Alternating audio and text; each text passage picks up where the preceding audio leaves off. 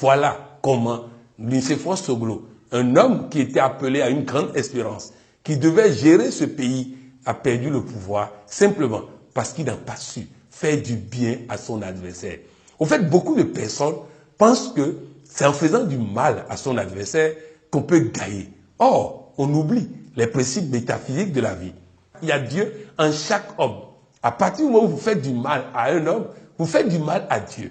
Et donc, toute cause a un effet. À partir du moment où il y a une cause, il y aura un effet. Donc, si vous faites du mal à un homme, la conséquence, c'est que vous puissiez ramasser tôt ou tard.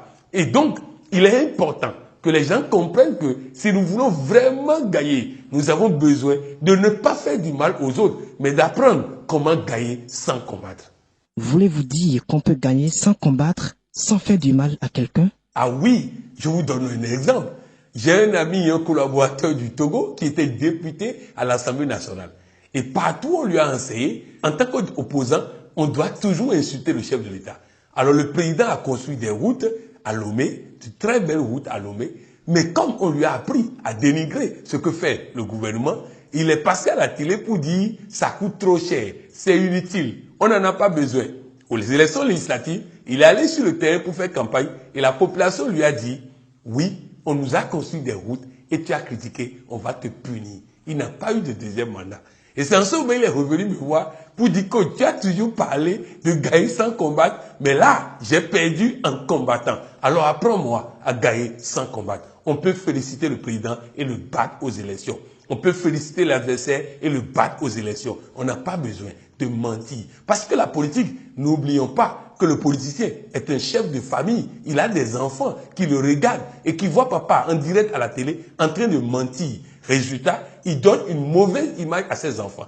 Je voudrais dire à tous les jeunes qui m'écoutent, la politique, ce n'est pas le mensonge. La politique, ce n'est pas l'art de faire du mal. Je vais aller plus loin. Je vous dis, il y a un samouraï qui était sur un bateau. Et un autre samouraï le provoquait. Et l'autre ne voulait pas combattre. Parce qu'il a compris que pour gagner, on n'a pas besoin de combattre. Alors, le samouraï dit, toi, pourquoi tu ne parles pas? Je vais te battre. Et le monsieur lui dit, nous sommes sur un bateau. On ne peut pas se battre sur un bateau. Allons vers une rive et on va se battre là-bas. Et ils sont allés vers la rive. Le samouraï qui voulait se battre a sauté du bateau pour aller sur la rive. Et l'autre samouraï a tourné le bateau, a continué son chemin. Et l'autre, il doit se débrouiller maintenant pour quitter l'île et rentrer là où il doit aller. Voilà, on n'a pas besoin de te battre pour gagner. On a besoin de développer des valeurs morales. On a besoin de choisir le temps favorable. On a besoin d'avoir des compétences personnelles, humaines et relationnelles. Lorsqu'on a ces éléments, on gagne toujours. Mais si votre adversaire n'a pas de valeur morale, laissez-le faire. La nature se charge de régler son compte. Parlez-nous de l'art de gagner sans combattre. L'art de gagner sans combattre, je l'ai appris de Lao Tzu, un spécialiste de stratégie qui nous a enseigné comment on peut gagner sans combattre. Je disais tout à l'heure que lorsque votre adversaire n'a pas de valeur morale, ne le combattez pas. Il va tomber de lui-même parce que la nature va lui faire payer tout ce qu'il fait de mauvais. Mais s'il a des valeurs morales, faites tout pour devenir son allié, son ami, son partenaire. Vous voyez en Afrique du Sud, Nelson Mandela était en prison. Il a fait 27 ans de prison. Il sort de prison et il analyse les rapports de force. Il dit qu'ils sont toujours plus forts. Ils ont la police, ils ont l'armée. Si je les combats, ils vont me tuer. Donc j'ai besoin de les transformer en partenaires, en associés, en alliés. Et c'est ce que Nelson Mandela a fait. Ce monsieur pouvait gagner 50 élections. Il pouvait gagner 80 élections. Il est le patron indétrônable des élections en Afrique du Sud. Mais ce monsieur l'a obtenu comment? En faisant en sorte que même ses adversaires d'hier, et pour la petite histoire, il avait des gardes-corps de son prédécesseur qui étaient chargés de tuer lui et ses collaborateurs. Et qui l'ont tenté plusieurs fois, n'ont pas réussi. Quand il est devenu président, il les a pris comme garde-corps. Et en les prenant comme garde-corps, on a constaté quoi? On a constaté que ceux-là sont devenus des admirateurs de Nelson Mandela. Dans Commandant en chef, la présidente des États-Unis dans ce film devait choisir son vice-président. Et elle choisit qui?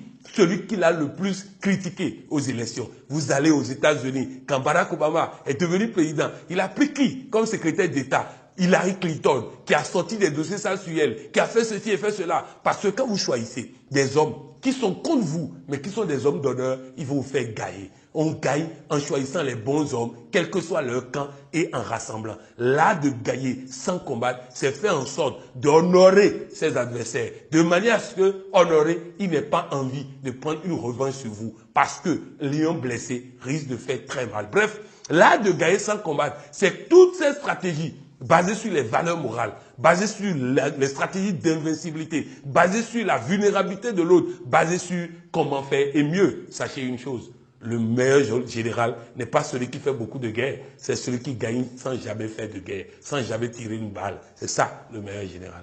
Pourquoi la plupart de nos dirigeants ne vont pas à votre école? Ah oui, bon, il faut dire que les dirigeants africains veulent des conseillers. Et le coach que je suis ne conseille pas.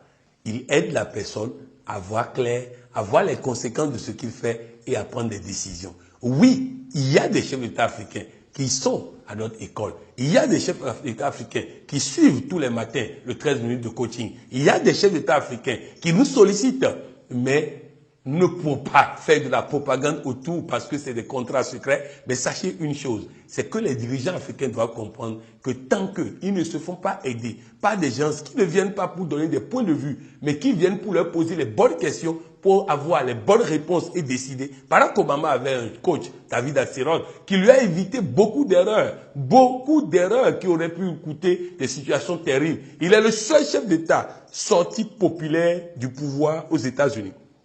Il a quitté le pouvoir avec 55% de taux de popularité. C'est inédit. Il l'a fait parce que David Axelrod était là pour l'accompagner, pour l'éclairer, pour lui permettre de voir les conséquences de ce qu'il fait. Je voudrais dire surtout aux chefs d'État africains, aux dirigeants, en un mot, ils n'ont qu'à comprendre une chose. Lorsqu'ils ont maîtrisé tout ce qui est physique, il y a un aspect qu'ils nous oublient souvent, les aspects métaphysiques, c'est-à-dire Dieu et les ancêtres de l'Afrique. Eux, on ne peut pas les martyriser. Eux, on ne peut pas les terroriser. Eux, on ne peut pas les détruire. Or, c'est eux qui ont le dernier mot. Dieu a le dernier mot. Alors faisons en sorte de nous faire accompagner par des personnes pouvant nous permettre d'analyser le pour et le contre des choses pour pouvoir prendre les bonnes décisions. Et je voudrais dire à tous les jeunes qui m'écoutent, vous devez faire en sorte d'aller à cette école de réflexion profonde qui vous permet de ne pas combattre dans la vie, de ne pas faire du mal à quelqu'un, mais de toujours gagner, de toujours avancer. Quand je prends la gestion des entreprises, voilà un employé au Cameroun que le patron a insulté, méprisé, minimisé. Elle m'a vu. J'ai dit, envoie-lui un message. Dis-lui, vous avez certainement vu quelque chose qui vous a amené à dire ça, mais je vous promets de corriger ça pour que désormais, vraiment, vous allez vous serez fiers de moi. La personne voulait la détruire, mais sa réaction a fait qu'elle est devenue partenaire de cette personne. Il y a une dame à Lomé qui nous a dit son mari a 2 femmes, l'autre a enfant, elle n'a pas enfant. Avant, quand l'autre disait, chérie, mon bébé, tout ça, que ça l'énervait. Mais que depuis qu'elle a compris le connaisse, à partir du moment où l'autre est en train de chérir son enfant, elle prend la parole maintenant, elle se dit intérieurement, bientôt moi-même je vais faire la même chose, donc je n'ai pas de raison d'être jaloux. Elle est sage-femme, elle enseigne à l'école des sages-femmes. Elle dit avant, quand un étudiant dépasse un professeur et ne salue pas le professeur, c'était un scandale. Mais qu'est-ce qui s'est passé? L'étudiant l'a dépassé. Elle voulait brailler, mais après elle s'est dit, elle a peut-être des problèmes. Elle a laissé l'étudiant partir, elle était fière d'elle-même. J'ai raconté ça à mon épouse. Elle est sortie, elle voit une vendeuse d'orange.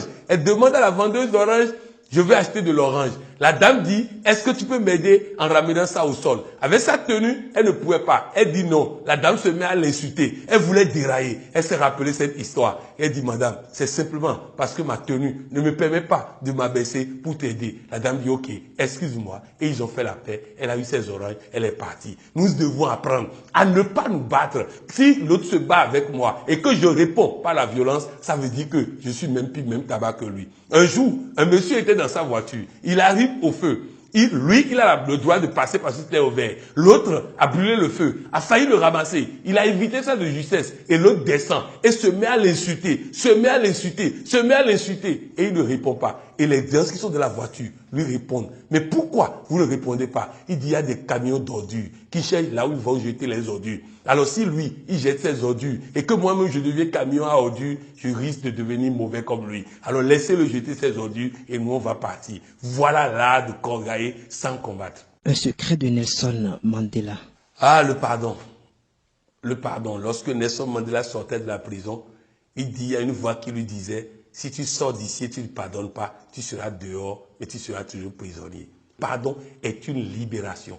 Nous avons une phrase que nous utilisons à la FIAD, je me libère et je pardonne.